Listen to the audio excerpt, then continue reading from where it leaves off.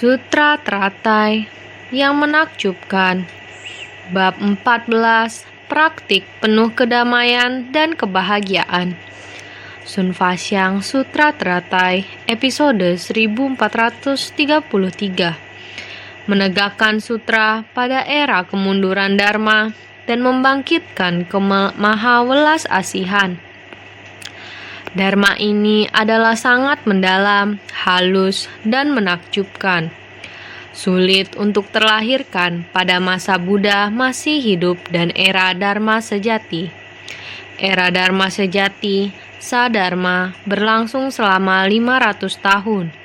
1000 tahun selanjutnya adalah era Dharma mirip, Sadharma Pratirupaka. 10.000 tahun terakhir adalah era kemunduran Dharma, Sadharma Wipralopa atau berakhirnya Dharma. Pada era kemunduran Dharma, dunia penuh kekeruhan kalpa kasaya. Kekotoran dan kekeruhan dalam batin dari para makhluk adalah parah, membuat sulit untuk menegakkan Dharma dan menyebarluaskan sutra. Kita harus bersungguh hati untuk menghayati dan memahaminya. Sesungguhnya, ajaran Buddha adalah sangat mendalam, halus, dan menakjubkan. Pada masa Sang Buddha, pada masa beliau membabarkan Dharma, semua orang dapat secara langsung mendengarkan ajarannya. Melihat Sang Buddha dan mendengarkan ajaran Buddha, ini sungguh merupakan era yang penuh berkah. Sang Buddha sendiri membabarkan Dharma, terlebih pada era tersebut. Batin makhluk hidup masih sangat polos dan sederhana. Zaman dan lingkungan semuanya masih sangat polos dan sederhana. Pada era itu, untuk dapat menerima ajaran Buddha, sesungguhnya bukan merupakan hal yang sulit. Memahami maksud hati Sang Buddha juga tidak terlalu sulit. Akan tetapi, makhluk hidup penuh dengan kerisauan. Bukanlah merupakan kerisauan dari kekeruhan jahat pada saat itu, tetapi terbawa para makhluk sejak lahir. Kerisauan yang terakumulasi dari kehidupan ke kehidupan. Para makhluk dari sejak masa tanpa awal dan berlapis-lapis. Dari kehidupan-kehidupan yang tak terhitung jumlahnya. Oleh karena itu, kegelapan batin dan kerisauan seperti ini terbawa ke dunia dalam bentuk hukum sebab akibat. Dunia ini terbentuk, bertahan, rusak, dan musnah. Telah mengalami banyak siklus. Pada era Sang Buddha, alam manusia pada saat itu, jumlah populasi di dunia tidak terlalu banyak, sehingga masih sangat polos dan sederhana.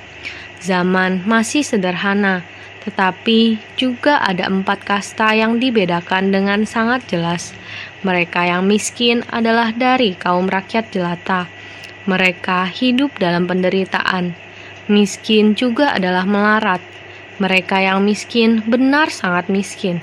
Yang sulit benar sangat sulit. Jika kondisinya demikian, maka akan sangat sulit untuk bersentuhan dengan Dharma Buddha. Karena Buddha, welas asih beliau, tahu dunia ini demikian tidak setara. Oleh karena itu, beliau dari muda, saat jadi pangeran adalah demi masalah ini. Baru mengatakan ingin meninggalkan istana dan masuk ke dalam kerumunan orang banyak agar dapat menghayati, agar dapat mencari tahu kejadian dalam hubungan antar manusia. Bagaimana terhadap diskriminasi dan pembedaan tersebut agar dapat disetarakan. Gaya hidup yang berlandaskan pada status kasta, bangsawan, dan rakyat jelata dapat disetarakan. Saat itu, beliau masuk ke kerumunan orang banyak dan menghayati penderitaan mereka. Tentu sekalian mencari dan menemukan prinsip sejati. Prinsip sejati harus dicari kemana? Dicari di dalam kerumunan orang banyak, dicari di alam semesta. Oleh karena itu, beliau meninggalkan istana, mencari pengalaman di tengah orang banyak dan dunia, dan juga menghayati Lalu beliau memutuskan untuk pergi ke tempat yang tenang untuk menghayati alam semesta. Oleh karena itu, ini membutuhkan satu periode waktu yang panjang.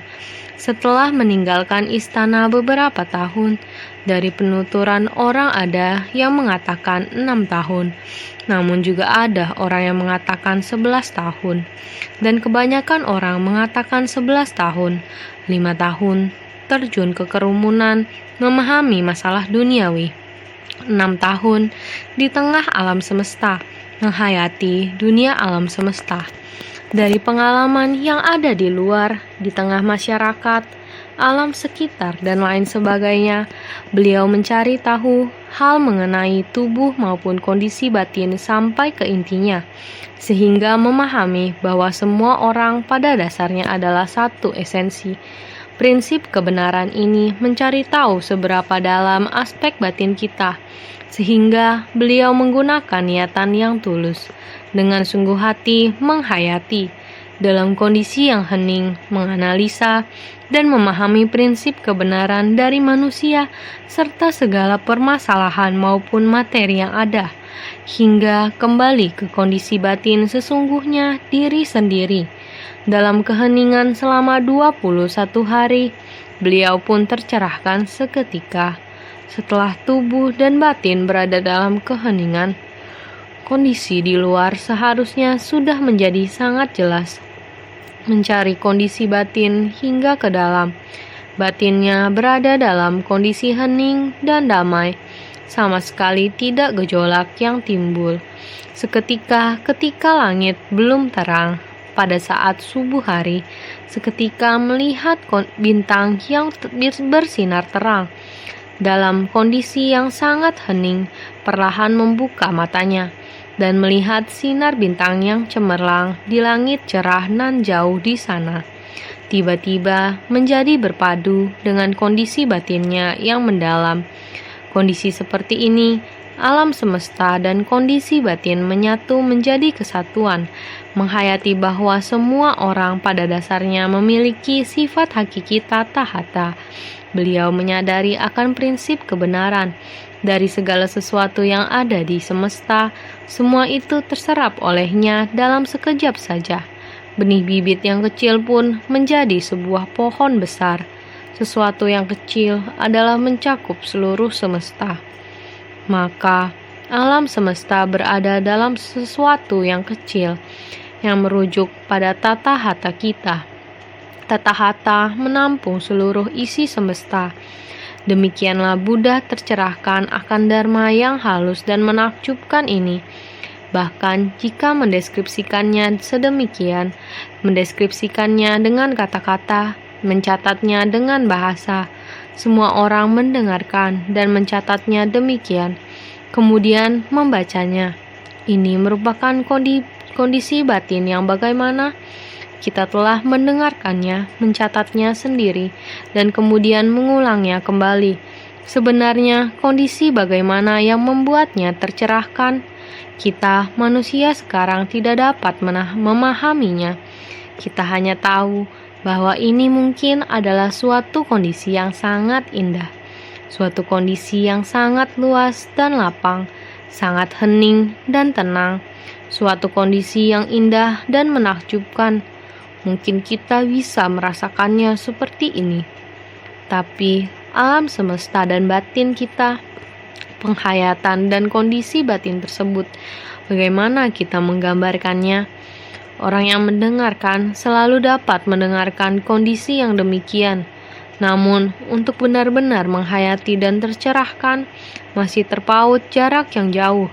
Maka, Buddha bersungguh hati. Bagaimana supaya menghubungkan jarak ini? Itu diperlukan kesungguhan hati. Perlahan-lahan memberitahukan mereka metode untuk menghapuskan kerisauan. Untuk menghapus kerisauan, diperlukan penerapan kebijaksanaan dan membangkitkan belas kasih. Menerapkan kebijaksanaan dan hati belas kasih ini dari hati, niat, dan hati belas kasih, mereka tidak dapat menghayati. Itu seperti diri sendiri di masa lalu. masuk ke kerumunan orang banyak dan alam semesta ini, namun tidak dapat benar-benar memahami. Alam semesta ini menyatu dengan yang sifat tata hata kita, menyatu dengan alam semesta, masih belum bisa merasakannya, sehingga kepada orang yang sekarang sedang mendengarkan Dharma juga harus belajar kembali kepada sifat tata hata mereka. Maha belas kasih dengan perasaan sepenanggungan ini, Buddha mulai menggunakan kebijaksanaan dan membangkitkan welas asih, menggunakan kebijaksanaannya untuk membedakan berbagai macam prinsip dari alam semesta dan hubungan antar manusia, memutuskan untuk membuka pintu Dharma yang dapat dengan mudah dimengerti oleh semua orang. Apakah kita merasakan penderitaan para makhluk? Apakah merasakan penderitaan kelahiran, kematian, dan sakit? 5 agregat dan kemarahan juga berada di dalam batin kita. Selain penderitaan dan sebab akibat, penderitaan ini juga ada dalam realitas kehidupan dunia yang berasal dari penderitaan yang diakibatkan dari penyakit yang diderita dan ketakutan akan kematian. Kondisi batin yang menderita ini juga ada dalam batin kita. Semua ini ada dalam kehidupan keseharian kita, kehidupan sehari-hari kita menderita, ataupun jiwa kehidupan kita menderita. Inilah penderitaan batin. Oleh karena itu, penderitaan sangatlah biasa. Orang miskin menderita karena kehidupan keseharian mereka. Orang sakit menderita karena hidup dan mati. Orang kaya menderita karena kerisauan yang mengikuti mereka dari masa lampau. Tiada orang yang dapat lari dari penderitaan. Semua orang merasakan penderitaan. Pertama-tama, Buddha mengajarkan kepada kita sesuai dengan kapasitas kita sehingga kita dapat memahami. Setelah kita memahami, kita akan mengetahui bagaimana cara mengikis penderitaan. Kita hendaknya cepat-cepat melatih diri. Beliau sudah sering atau banyak mengatakan tentang metode pelatihan diri. Ini mencakup kapasitas dari para makhluk. Kapasitas para makhluk mulai muncul dengan jelas di sini. Ada orang yang memiliki kebijaksanaan yang tajam, sehingga bisa dengan cepat memahami Dharma. Lewat kondisi yang tak kekal di dunia ini, Pratyeka Buddha sadar dan memahami bahwa mereka telah melampaui Sravaka, yang mesti mendengar ajaran ini satu persatu dan memahaminya satu demi satu. Jadi, Buddha mengajari mereka selangkah demi selangkah. Di antara delusi dan kesadaran, terdapat jarak. Sang Buddha mesti menutup jarak ini untuk membantu setiap orang agar bisa menerima Dharma ini. Dan bila dapat mendekati orang yang telah mencapai jalan, jadikan sebagai teladan untuk mengoreksi diri. Dengan jalan ini, Sang Buddha pertama-tama menuntun ke jalan yang benar dan membentangkan jalan Bodhi untuk kita ikuti, sehingga kita bisa maju selangkah demi selangkah. Kita belajar bagaimana melenyapkan kerisauan, memahami kekotoran batin kita, penderitaan dari kelahiran dan kematian, dan lain-lain. Setelah kita memahaminya, apa yang akan dilakukan selanjutnya?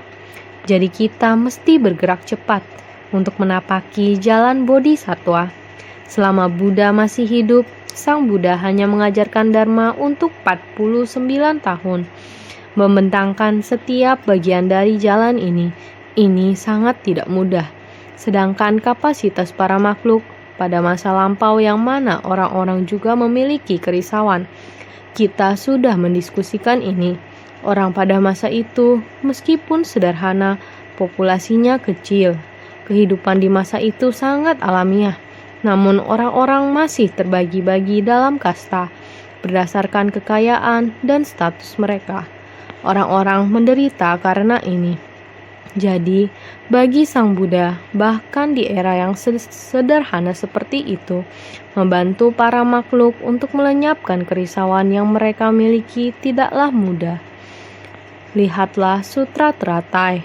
Sang Buddha mengajari kita cara membangun ikrar yang agung, bab memberikan peramalan, memberikan semangat kepada kita untuk membangkitkan tekad luhur, bab Guru Dharma, pahala kebajikan dalam menegakkan sutra, bab kemunculan stupa mustika, agar dapat melihat sifat hakiki kita dan lain-lain, selangkah demi selangkah untuk terus maju. Setelah membangkitkan tekad luhur untuk menyebarkan ajaran kendaraan besar, Sang Buddha mulai memberitahu kita betapa sulitnya hal itu, agar kita siap mental. Maka menjelaskan banyak hal tentang era kemunduran Dharma, kekotoran dan kekeruhan pada era dunia dipenuhi kejahatan dan kekeruhan. Ada 5 kekeruhan, aspek batin dari manusia, energi kotor pada era tersebut dengan jelas memberitahukan kepada kita. Jadi, Bodhisattva Manjusri juga mempertimbangkan apakah setiap orang akan terlalu takut sehingga terhenti. Maka beliau meminta Sang Buddha untuk mengajari mereka bagaimana cara menghindari bahaya, kejahatan, dan kekeruhan, bagaimana menyebarkan Dharma dan dipenuhi oleh sukacita dalam Dharma. Orang yang mendengarkan memperoleh kesan batin yang membabarkan sangat sukacita, dan begitu pula mereka yang mendengarkannya. Hal ini memerlukan penggunaan metode yang tepat. Jadi, Dharma halus dan menakjubkan yang diwariskan di dunia pada masa datang dibagi menjadi Dharma sejati, Dharma mirip, kemunduran Dharma.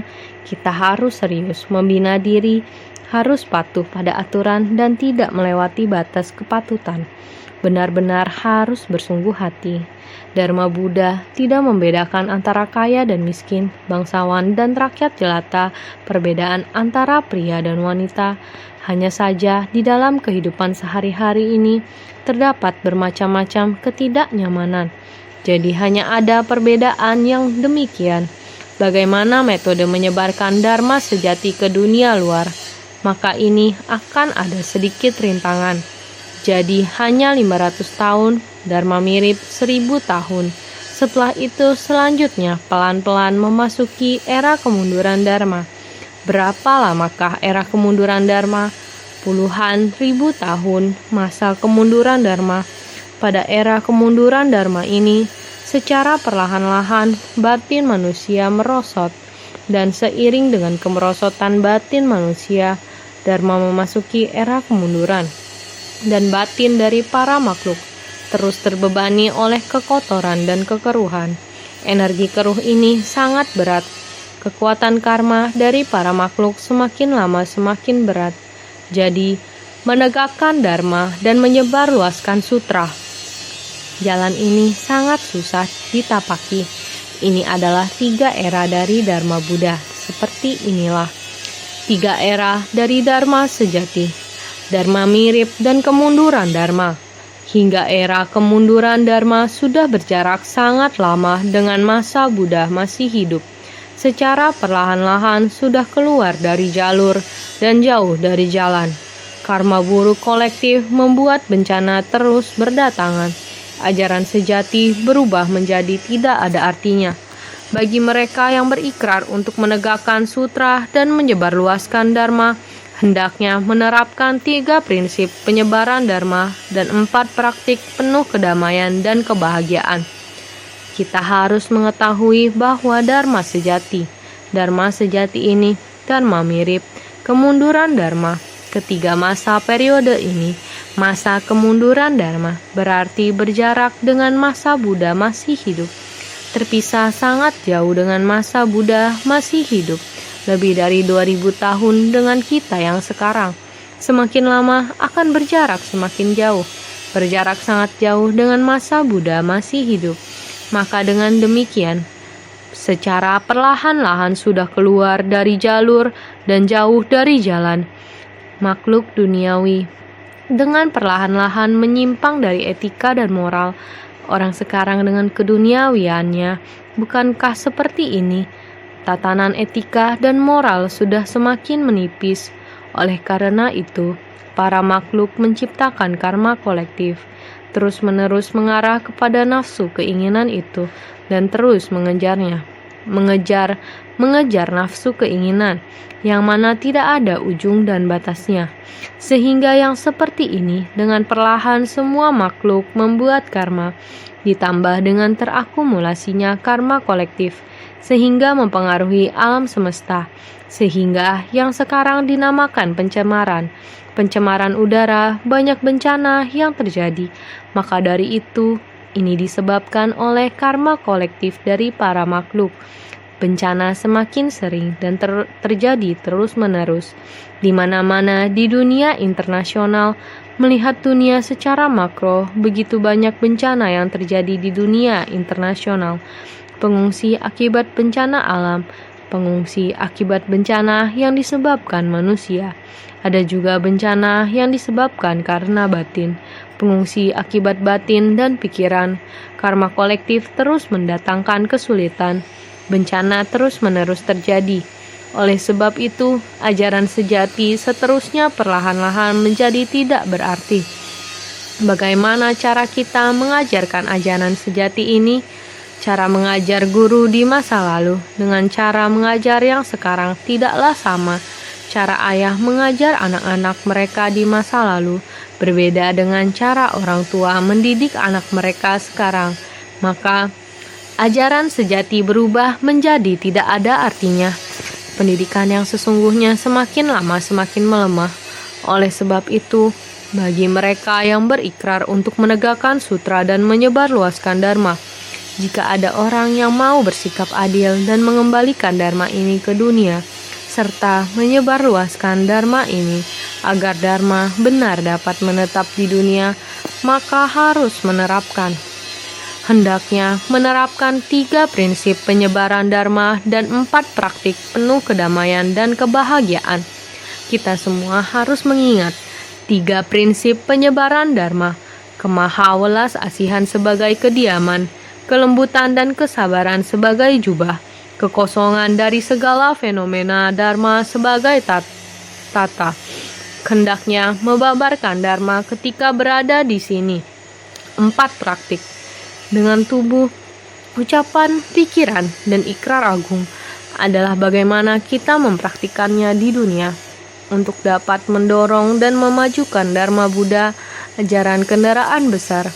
Oleh sebab itu, Bodhisattva adalah yang menyimpan pikiran maha cinta kasih. Bodhisattva dengan pikiran maha cinta kasih, dengan niat untuk memberikan kegembiraan pada orang-orang, Bodhisattva menyimpan pikiran penuh cinta kasih universal. Makanya dengan niat untuk memberikan kegembiraan pada orang-orang, mengajar dan membimbing mereka untuk menciptakan berkah dan mengasihi semua makhluk, senantiasa mencari hal-hal yang membahagiakan, memenuhi kebutuhan para makhluk dan memberikan manfaat pada mereka. Inilah yang dinamakan hati maha cinta kasih. Harus senantiasa menciptakan berkah di dunia, berharap setiap orang akan mendapatkan berkah, maka akan memperoleh sukacita dan kegembiraan. Untuk memperoleh sukacita dan kegembiraan, maka perlu mengajar dan membimbing mereka untuk menciptakan berkah, lebih banyak membangkitkan hati cinta kasih. Ini adalah Bodhisattva harus berada di dunia untuk memberi pengajaran. Bodhisattva harus terlebih dahulu di dalam hatinya menyimpan pikiran maha cinta kasih. Demi para makhluk, berharap para makhluk dapat senantiasa bersukacita dalam dharma, senantiasa menciptakan berkah di kerumunan orang banyak dengan penuh kegembiraan. Inilah tujuan Bodhisattva untuk mendidik semua makhluk hidup. Berharap semua makhluk senantiasa mencari hal-hal yang membahagiakan. Mencari dharma, dengar dharma, mendengarkan dharma, bertindak sesuai dharma, memberikan cinta kasih dan pengajaran. Pencarian seperti ini berarti bahwa makhluk hidup memerlukan bimbingan dari Bodhisattva, memenuhi kebutuhan para makhluk. orang ini mengerti untuk mencari dharma, arah yang benar. Kita harus memenuhi kebutuhan mereka. Kita bersumbangsi sesuai dengan akar kapasitas yang mereka miliki. Ini dinamakan hati maha cinta kasih. Ini adalah bodhisattva untuk menerapkan dharma benar. Dharma benar bukan sekedar gambaran angka, bukan pada perbedaan antara pria dan wanita, tapi adalah pada niat pikiran, pada sifat hakiki yang demikian adanya, pada kesetaraan makhluk hidup. Niat pikiran untuk bagaimana mengubah tabiat buruk laki-laki lebih tegas dan sudah melihat banyak masalah duniawi, maka dipercaya bahwa beralih kepada dharma murni bagi mereka adalah lebih mudah karena memiliki ketegasan. Bagaimana dengan wanita? Berlarut-larut keinginannya akan kasih sayang lebih besar, untuk mengikis kerisauan lebih sulit. Hanya karena ini, maka sebenarnya sama. Wanita, laki-laki, sama saja sifat hakiki yang demikian adanya adalah setara. Ini hanya demi agar kita lebih memahami bahwa kesungguhan hati wanita harus berlipat ganda, agar dapat menghayati dan memahami dharma, dan menerimanya dengan seksama. Lihatlah Bodhisattva Avalokiteswara dengan wujud penampilan sebagai wanita, merespon pada doa semua orang dan menampakkan diri sebagai seorang ibu yang welas asih menjaga dan merawat anaknya. Demikian juga dengan Bodhisattva Manjusri. Beliau juga senantiasa menggunakan wujud penampilan demikian untuk menyadarkan para makhluk. Hati yang welas asih haruslah setara. Demikianlah Sang Buddha mengajar dan membimbing para makhluk. Bagai ayah yang welas asih, ibu yang welas asih, jalan bodhisattva harus dibentangkan pada bagian ini. Para makhluk telah tersesat. Jika ada orang yang ingin menerima pengajaran, harus dibimbing dengan sabar dan sistematis, menggandeng dan mengajarinya agar melangkah di dalam jalan bodhisattva. Ini adalah dharma benar. Menerapkan dharma Buddha secara benar di dunia. Inilah dharma benar di dunia. Dharma benar berdiam dalam batin. Inilah dharma benar. Jadi, di waktu lalu ada mengatakan bahwa satu hari dapat ditarik panjang hingga menjadi satu kalpa. Bisa dari satu kalpa membuatnya dipersingkat menjadi satu hari. Waktu kita dapat mulai dari batin kita, sebersit niat pikiran begitu berubah. Apakah baik atau jahat? Hati yang bajik dapat mendukung pencapaian segala perbuatan berpahala. Niat jahat dalam sekejap sebersit niat pikiran dapat merusak segalanya. Juga dapat menciptakan bencana yang sangat besar. Ini hanya dalam sebersit niat pikiran. Niat pikiran ini terhadap waktu kita adalah waktu yang sangat singkat, ataupun waktu berkalpa-kalpa. Ini harus melihat niat pikiran kita. Jadi kita harus sangat bersungguh hati untuk memahami dharma. Naskah sutra sebelumnya. Selanjutnya Manjusri, para bodhisattva mahasatwa. Pada era kemunduran dharma, ketika dharma akan sirna, akan menegakkan sutra teratai ini. Tahu bahwa di era kemunduran dharma, menyebarkan dan menegakkan pengajaran sutra adalah sebegitu sulit. Tetapi karena kita telah mengetahuinya, sehingga batin telah ada persiapan. Kita bersedia membangkitkan tekad menegakkan Dharma Sutra setelah Sang Buddha parinirwana. Pada waktu era kemunduran Dharma, kita ingin menegakkan sutra, maka haruslah menggunakan cinta kasih di atas tadi. Hati maha cinta kasih untuk mengubah niat pikiran para makhluk, membuat para makhluk terbangkitkan karena setiap orang memiliki sebersit pikiran cinta kasih. Dengan demikian barulah dapat untuk mengubah dharma pada era kemunduran dharma ini menjadi dharma benar. Maka butuh untuk menegakkan sutra teratai. Inilah yang telah dikatakan di atas. Kita memiliki 3 prinsip penyebaran dharma dan 4 praktik. Aspek batin memiliki persiapan demikian. Harus mempraktikkan dalam tindakan nyata di dalam 3 prinsip penyebaran Dharma dan 4 praktik menjalaninya dengan demikian untuk menegakkan kitab sutra ini. Selanjutnya, naskah sutra ini mengatakan, berada di tengah-tengah para perumah tangga dan para monastik, membangkitkan hati maha cinta kasih. Berada di tengah-tengah mereka yang bukan bodhisatwa, membangkitkan hati maha belas kasih. Hendaknya berpikir demikian. Orang-orang demikian telah kehilangan banyak. Sebagai orang yang ingin menegakkan sutra, kita perlu memiliki pola pikir ini, baik itu para perumah tangga atau para monastik. Terhadap mereka, kita harus membangkitkan hati maha belas kasih. Jadi, berada di tengah-tengah mereka yang bukan bodhisatwa, membangkitkan hati maha belas kasih. Hendaknya berpikir demikian. Orang-orang demikian telah kehilangan banyak. Kita harus terhadap para perumah tangga, para monastik, membangkitkan hati maha cinta kasih. Berada di tengah-tengah mereka yang bukan bodhisatwa, maksudnya orang awam atau mereka yang belum pernah mendengar tentang ajaran kendaraan besar. Kita harus berada di tengah kerumunan orang yang demikian, membangkitkan hati maha belas kasih.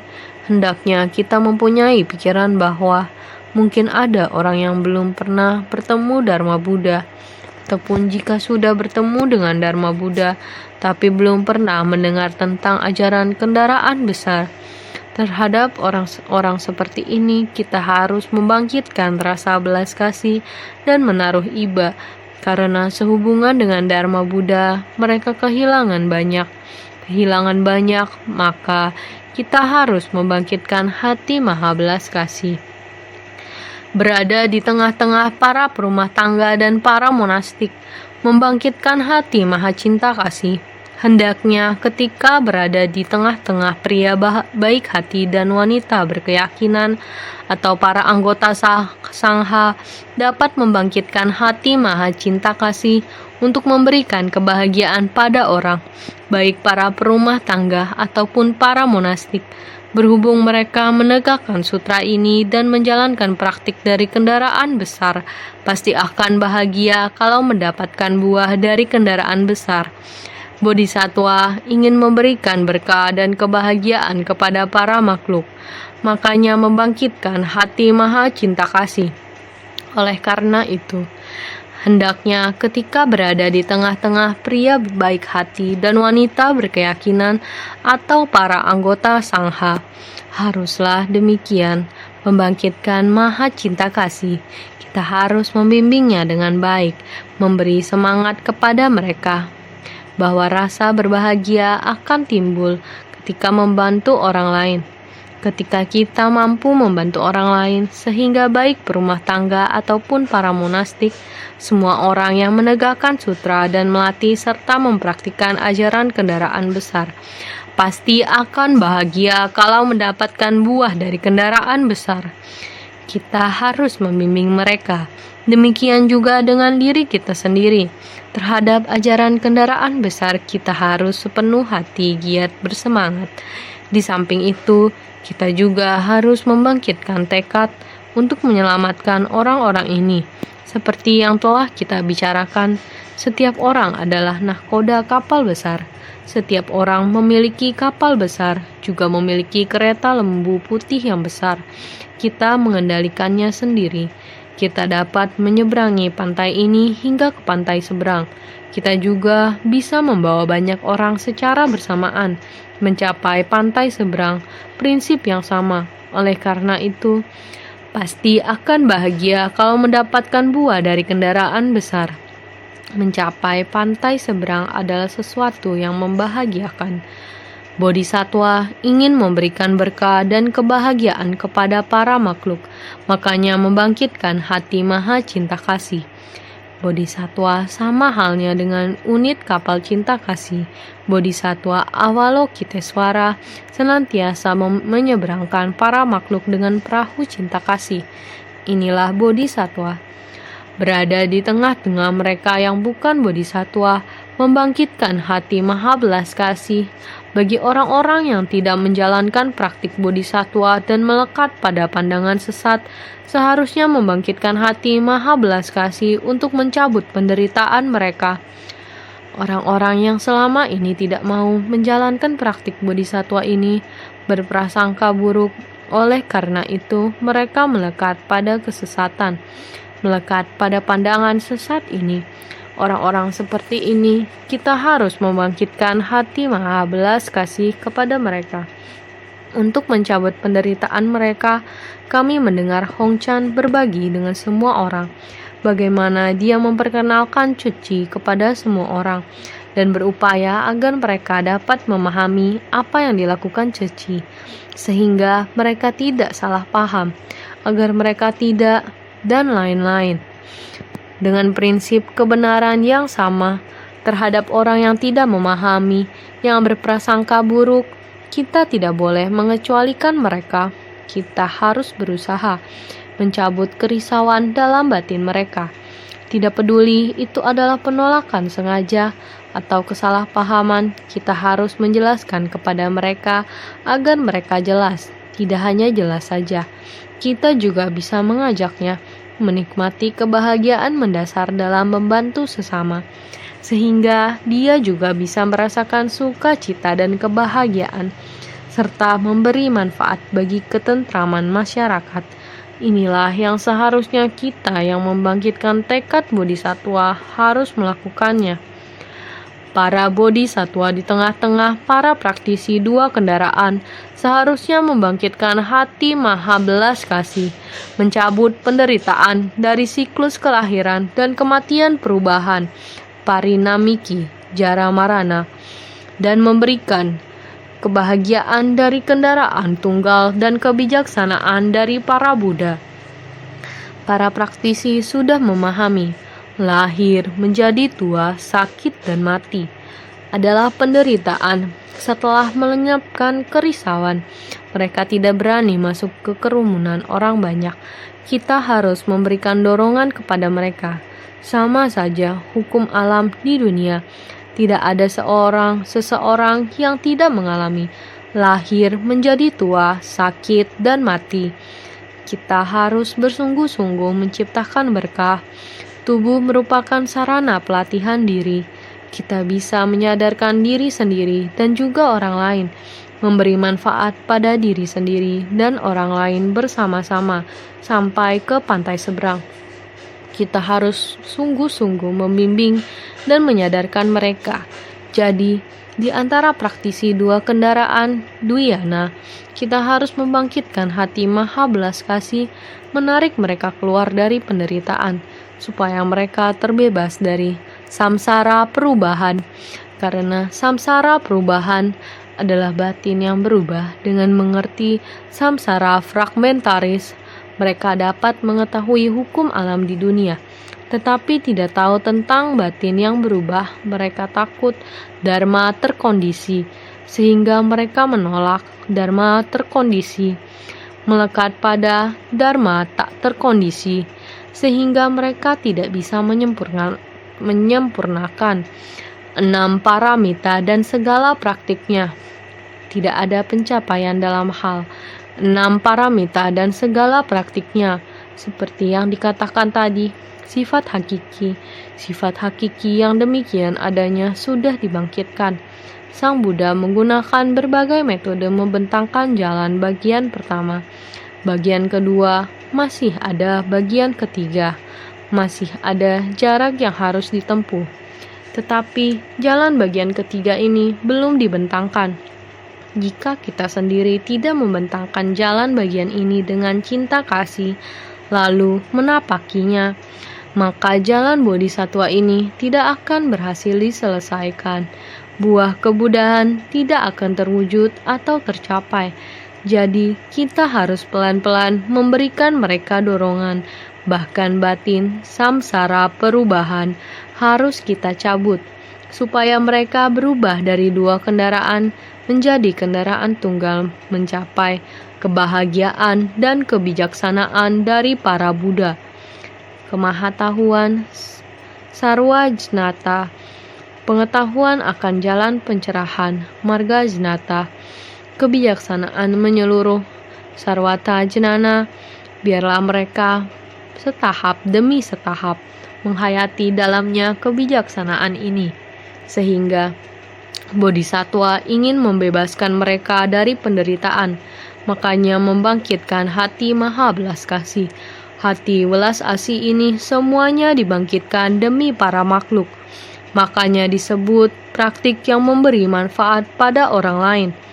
Bodhisattva menginginkan semua orang dapat menghayati, memahami terhadap kaum monastik yang melatih diri hanya di lingkungan sendiri saja. Kita bisa membimbingnya untuk keluar, agar semua orang bisa bersatu hati, bersama-sama bersumbangsi demi Dharma Buddha di dunia. Inilah hati maha welas asih, dapat membuat mereka berjalan keluar, masuk ke tengah masyarakat, dan secara bersamaan ikut menjalaninya. Inilah yang dimaksud dengan hati maha welas asih.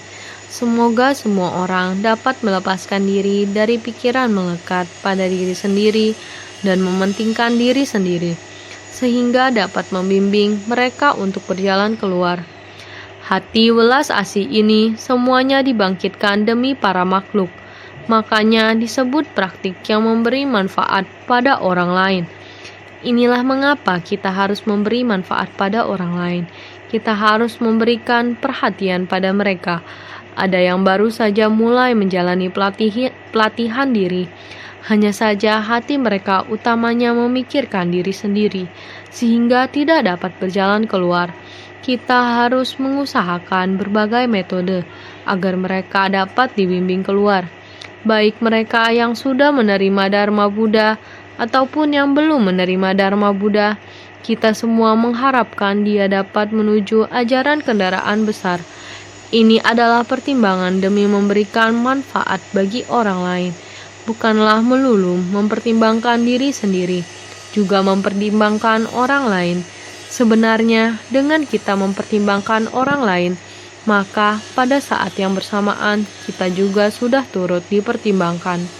Sehingga kita mempertimbangkan orang lain, kita memahami bahwa harus menghapus kerisauan batin dari dharma terkondisi, dihapus secara keseluruhan.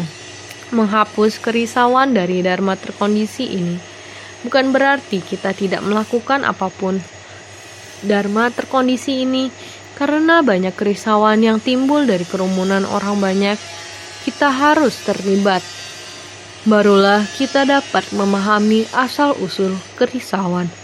Seperti halnya Buddha, beliau hendak meninggalkan istana, masuk ke kerumunan orang banyak untuk memahami penderitaan dalam kehidupan orang-orang. Setelah memahaminya, lalu beliau melanglang buana di alam. Setelah beberapa waktu kemudian, baru menyerap dharma ke dalam batin, dan dengan sungguh-sungguh merenungkan spirit roh kita yang sangat dalam, prinsip sejati yang sesungguhnya yang terdapat di dalam hati kita. Prinsip yang di dalam hati kita ini dengan prinsip yang terdapat di dunia luar. Bagaimana kita menyatukannya? Ini adalah proses pelatihan spiritual Buddha. Kita semua juga harus begini. Jika tidak masuk ke kumpulan orang banyak, tidak memahami prinsip-prinsip kebenaran, bagaimana kita mengatasi kerisauan-kerisauan ini adalah prinsip yang sama. Maka, hendaknya berpikir demikian. Orang-orang demikian telah kehilangan banyak. Hendaknya membangkitkan kekuatan tekad hati yang kokoh dan berpikir demikian. Orang-orang yang tidak meyakini ajaran dari kendaraan besar adalah suatu kehilangan besar. Ada gudang mustika dari Tathagata, tetapi mereka tidak mendapatkannya. Ada kekuatan mengagumkan yang besar dan luas, tetapi mereka tidak tahu menggunakannya. Makanya disebut kehilangan banyak. Orang-orang itu sangat takut untuk masuk ke kerumunan banyak orang. Jika ini keadaannya, mereka akan selamanya kehilangan kesempatan untuk belajar agar tercerahkan tanpa memahami asal dari penderitaan. Bagaimana mereka bisa menghapuskan akar penderitaan? Jadi, ini adalah kehilangan yang sangat besar. Mereka kehilangan kesempatan untuk menghapus penderitaan. Maka, hendaknya membangkitkan kekuatan tekad hati yang kokoh. Saat kita masuk ke kerumunan orang banyak, kita harus punya hati yang teguh dan memperkuat tekad hati kita. Bukankah 4 praktik adalah tubuh, ucapan, pikiran, dan tekad? Kita memerlukan kekuatan tekad. Bagaimana kita mempraktikannya dengan tindakan nyata? Bagaimana kita harus berbicara pada orang-orang? Bagaimana kita bisa mempertahankan keteguhan tekad ini? Jika tekad kita teguh, maka kita harus membangkitkan ikrar agung. Ini adalah sesuatu yang harus kita pahami. Maka, berpikir demikian, orang-orang yang tidak meyakini ajaran dari kendaraan besar adalah suatu kehilangan besar. Ini benar-benar kehilangan yang sangat besar, sangat disayangkan. Ada gudang mustika dari Tathagata, tetapi mereka tidak mendapatkannya. Gudang mustika dari Tathagata ada di depan mata, namun tidak bisa mencapainya. Benar-benar sangat disayangkan, sehingga kita harus bersungguh hati untuk menghayati. Ajaran ada di dunia, terpisah dari dunia. Pada dasarnya tidak ada ajaran Buddha yang bisa dilatih. Kita menjalankan ajaran Buddha demi memutuskan kerisauan. Kamu menghindar dari masyarakat, tidak ada kerisauan yang harus diputuskan. Kamu menghindar dari masyarakat, bukan hanya tidak memahami kondisi orang banyak, kamu juga tidak bisa memahami kondisi batin diri sendiri. Di luar tidak bisa memahami kondisi. Terhadap diri sendiri tidak bisa memahami batin sendiri. Kondisi batin, kamu harus bagaimana membimbing para makhluk. Kamu harus bagaimana membimbing diri sendiri, memutuskan kerisauan. Sehingga kita harus, setiap orang antara sesama harus ada interaksi, bukan menghindar. Menghindar bukanlah pelatihan diri. Melatih diri harus ada di masyarakat. Kekuatan giat bersemangat ini harus ada di masyarakat. Kita harus membangkitkan batin maha welas asih dan cinta kasih. Jika Buddha tidak membangkitkan batin maha welas asih dan cinta kasih, bagaimana bisa meninggalkan istana? Jika tidak perlu memahami keterikatan antara fenomena dan prinsip, maka dia bisa melatih diri di istana saja, lalu tercerahkan. Tetapi Buddha harus demikian, menunjukkan fenomena ini supaya semua orang tahu. Mengetahui proses melatih diri adalah demikian, terjun terlebih dahulu, mengerti dulu, memahami dulu, mengumpulkan kerisauan dan kegelapan batin ini. Sumbernya, sebab berasal dari mana. Setelah kita memahami, baru mulai merapikan prinsip kebenaran ini. Menganalisa fenomena ini, kembali pada prinsip kebenaran, dia akan menuju lingkungan alami itu untuk merenungkan bagaimana membedakan 4 musim, bagaimana bisa dingin, bisa panas, mengapa ada siang hari, malam hari, bagaimana siklus alam, dia memahaminya di alam semesta yang penuh hening untuk memahami, sehingga gerak-gerik, fenomena, dan prinsip kebenaran harus menyatu. Dia harus baik-baik menganalisa kondisi luar, kondisi batin, bagaimana menganalisisnya dengan jelas, memahami ajaran Buddha di dunia. Di dunia mendapatkan pencerahan yang benar untuk membimbing para makhluk. Jika kita semua bisa demikian memahami, ajaran Buddha begitu setara, begitu mudah. Tetapi kita harus senantiasa lebih bersungguh hati.